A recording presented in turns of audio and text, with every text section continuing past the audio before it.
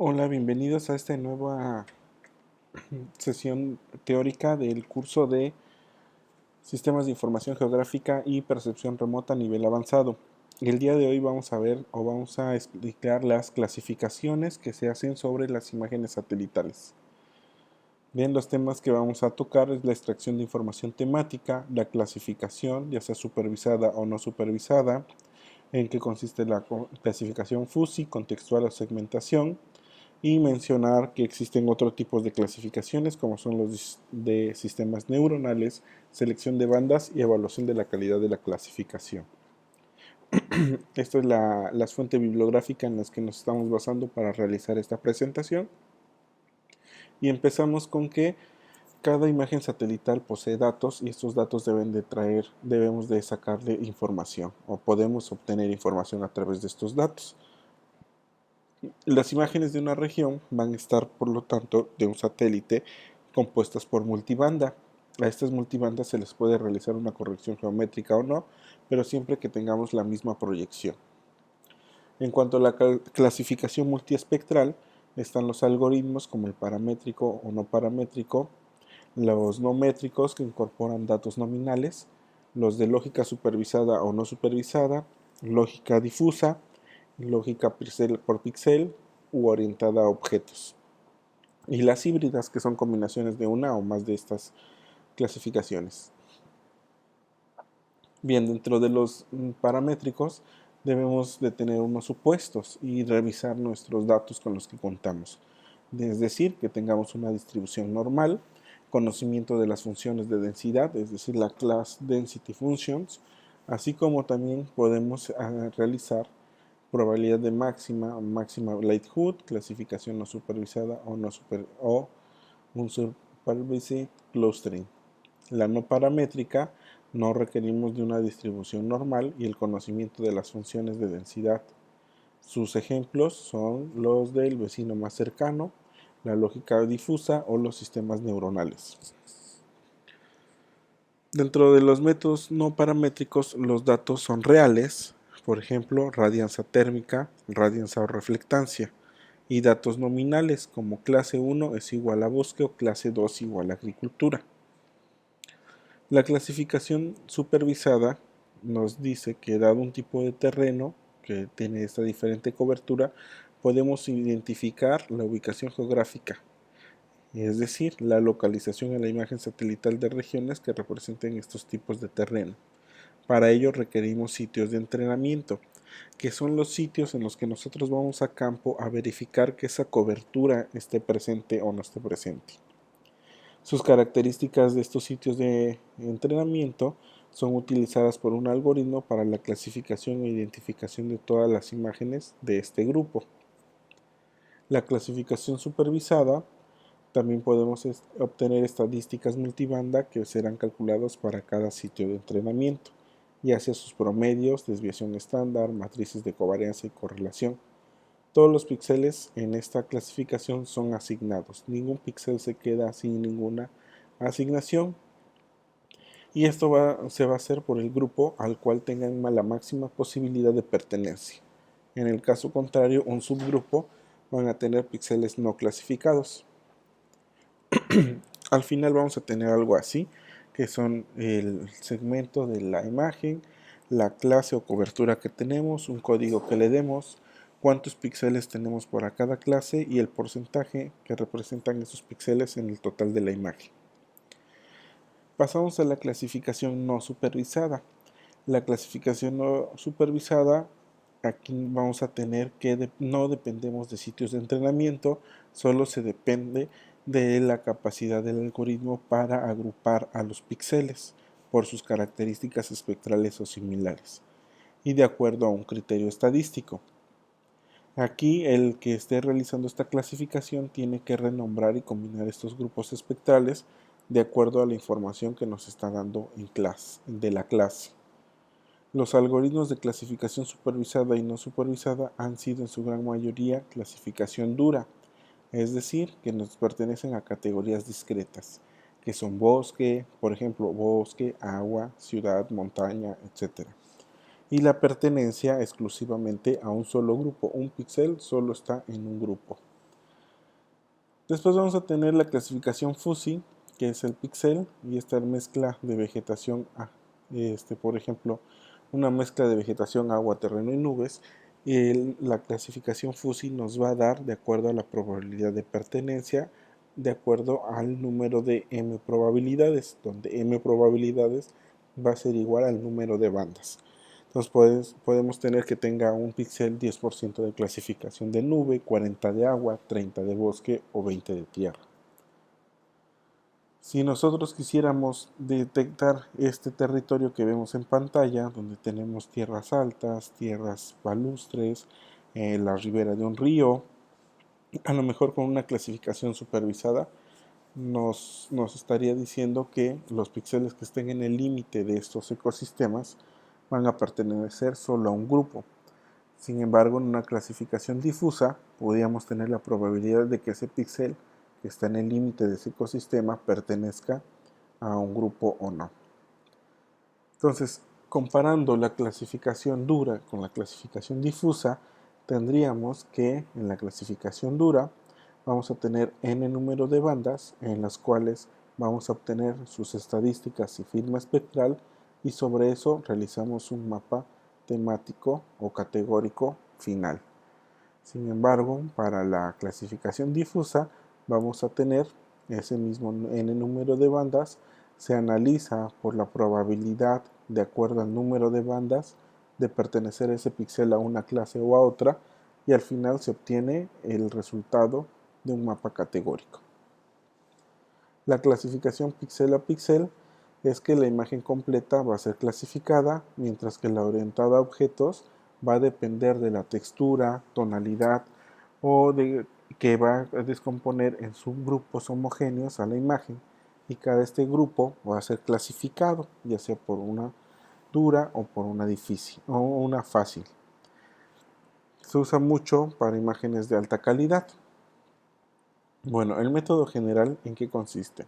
Primero, determinar el tipo de terreno a clasificar, su ubicación geográfica, cuántas clases vemos a priori de ese grupo o cuántos grupos de interés queremos que tenga esa imagen, y de ahí definir si va a ser una clasificación dura o difusa, píxel por píxel u orientada a objetos. En ese sentido, vamos a tener que adquirir los datos de acuerdo a las imágenes de satélite a una resolución temporal espacial espectral de acuerdo a nuestro fenómeno de estudio, y de ahí tener que escoger este tipo de datos. No se recomienda que tengamos primero los datos y luego definamos nuestro fenómeno de estudio. La información acerca del medio ambiente, tipo de terreno, humedad y condiciones atmosféricas también son de utilidad, ya que nos ayudarán a ajustar nuestros mapas categóricos.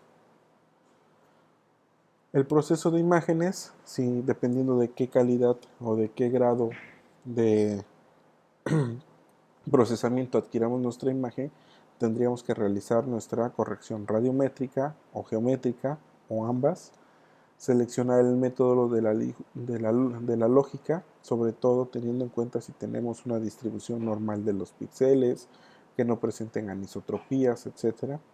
Selección del algoritmo, de acuerdo también a sus supuestos de cada uno de los algoritmos, y la selección de las bandas, cuáles bandas nos van a reflejar. Si yo, por ejemplo, quiero analizar vegetación, a lo mejor no me conviene mucho meter la banda del azul o la banda del térmico lejano, porque no me aporta información espectral relativa a la vegetación, pero en cambio la banda 3, digo la banda roja o la banda del infrarrojo, sí me estarían aportando información. Después es obtener las estadísticas para tener un diagnóstico a priori de cómo está la distribución de mis píxeles, cuántos píxeles, si seguimos en este ejemplo de vegetación, cuántos píxeles pertenecerían al grado del infrarrojo, para saber si la vegetación va a estar teniendo un patrón de su estado de salud. Y por último, la extracción de la información temática. Estos serían los procesos generales. Sin embargo, al final tenemos que evaluar la precisión de este mapa categórico. No se vale que nada más saquemos un mapa categórico sin decir qué precisión tiene este. Bueno, como comentarios generales, podemos decir que la clasificación FUSI no existe un método estándar, excepto la clasificación no supervisada. o la Fuzzy Isodata. Estos son los principales métodos que se pueden usar. El método desarrollado por un investigador para un proyecto específico también es particular, no hay recetas que tengamos que seguir. El traspaso de un sistema informático a otro no es fácil. ¿A qué quiere decir? Que si nosotros estamos acostumbrados a trabajar bajo cierto sistema, bajo cierto procesamiento, es muy difícil cambiarnos de lógico difusa a lógica dura. En cuanto a la clasificación dura, pues están disponibles en todos los sistemas de análisis de datos.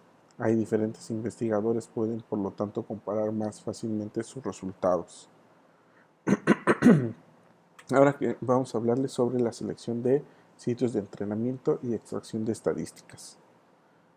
La selección de sitios de entrenamiento y extracción de estadísticas son muy importantes para la clasificación supervisada. Vamos a tener variaciones en las condiciones ambientales, las cuales pueden ser homogéneas o constantes.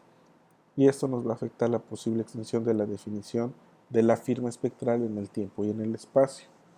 Cuando no son homogéneas, las condiciones cambian drásticamente en tiempo y espacio y se genera lo que le llamamos estratificación geográfica.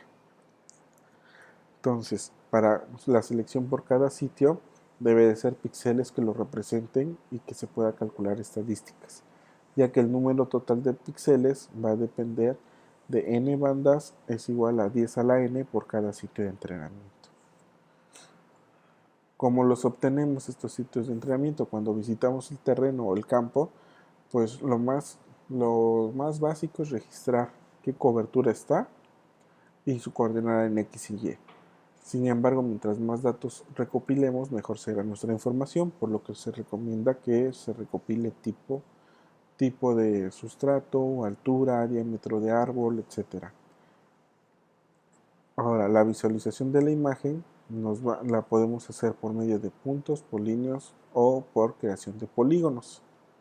Las estadísticas que se podemos obtener por cada sitio de entrenamiento, pues además de las de tendencia central, podemos tener la matriz de varianza y covarianza y la matriz de correlación. Aquí es un ejemplo de las estadísticas que podemos obtener por cada banda durante los sitios de entrenamiento. Número de óptimos de bandas del método gráfico o el método estadístico. El método gráfico, ¿en qué consiste?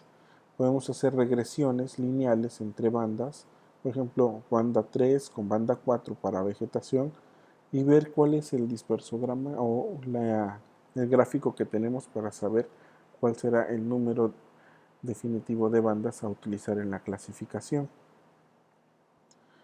Podemos hacer un scatter plot, que es graficar una regresión lineal entre dos bandas y ver dónde se están ubicando los diferentes tipos de cobertura que tengo.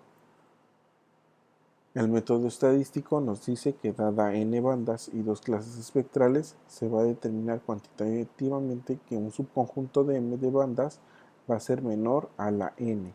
Entonces permite una discriminación de las dos clases espectrales con un mínimo de error, es decir, que mis clases siempre van a estar en función de cuántas bandas pueda tener. Al hacer esto, podemos medir nuestro error y principalmente se estudian dos errores, el error de comisión y el error de omisión. En el primero, en el error de omisión, significa que todo lo que dije que no pertenecía a la clase 1, en realidad sí pertenece a la clase 1. Y el otro, el de omisión, es lo que dije, que en realidad es clase 1, debería de ser clase 2. ¿no? Esos dos tipos de errores son con los que podemos medir nuestra mapa temático. Hay otra cuestión que se llama la divergencia, que en este nos dice cuál es el mejor subconjunto de m de las n bandas. Es decir, dentro de todo mi amplio de bandas, cuáles las mejores bandas que me podrían aportar un mejor resultado para la clasificación.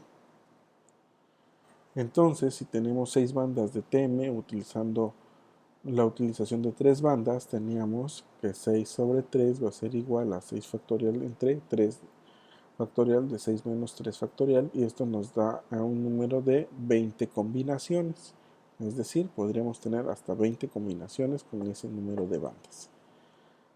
Si consideramos diverger entre los grupos C y D, entonces podríamos tener un promedio de estas divergencias para poder seleccionar el promedio que se va a utilizar en el número de bandas para el mapa temático.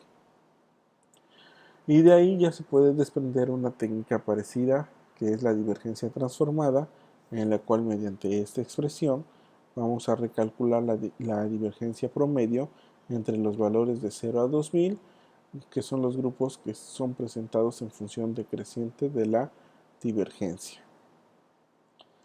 Este es un gráfico que explica sobre la divergencia promedio durante las combinaciones de clases que vamos teniendo. Aquí está la continuación de ese gráfico. Y por último vamos a llegar a la selección del algoritmo de clasificación más apropiado. Pues dentro de los algoritmos tenemos los paramétricos, que es de una sola banda, el paralelepípedo, el mínimo de distancia, de vecino más cercano, red neuronal o análisis, sistema de experto de análisis. De aquí vamos a enfocarnos solo en este curso al paralelepípedo, a mínima distancia y a la de máxima verosimilitud o max-like. Bueno, el paralelepípedo se basa en una regla de decisión lógica booleana, es decir, es o no es, y el promedio de la desviación estándar que hay para calcular cada una de las clases y agruparlas. El criterio de decisión generalmente es una desviación estándar. En este método va a haber píxeles que no necesariamente queden dentro de este grupo. Eso lo podríamos identificar ya en una imagen temática con puntos en negro. Esos píxeles en negro significa que no fueron clasificados, ¿no? Eso es en cuanto a sus límites, pues mientras no este grupo o este cajón no sea lo suficientemente grande, porque su media no está suficientemente grande, entonces no vamos a poder agrupar a todos los píxeles. Aquí está un ejemplo que se hizo en este libro de Jensen del 2005, donde él calcula cómo se empieza a agrupar estos grupos con un más menos y ver si satisface los criterios de la banda o no satisface los criterios de esa banda. El otro es el de mínima distancia. Este se usa una regla de decisión. La distancia que se calcula es la distancia euclidiana entre píxel y otro píxel.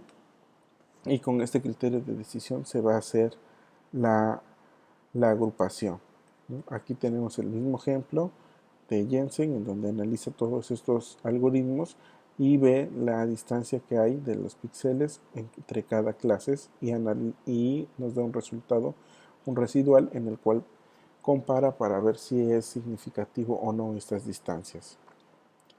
Entonces, la mínima distancia puede estar determinado también por la vecindad, por cada vecindad, ciertos números de vecinos, o cierto número de vecinos ponderado por su distancia.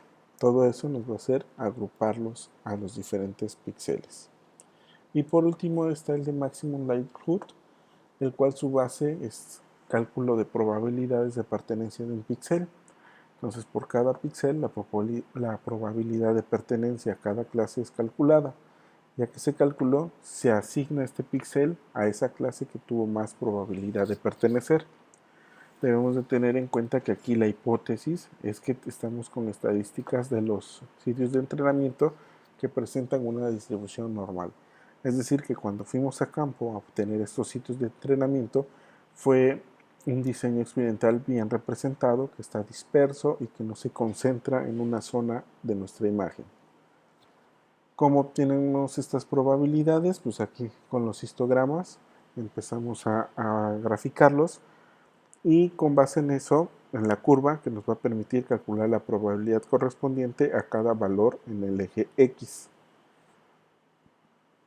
Entonces, un píxel con un valor X pertenece a la clase C si y solo si probabilidad calculada va a ser mayor o igual a su probabilidad inferida, ¿no? Y entonces así es como se empiezan a generar los grupos.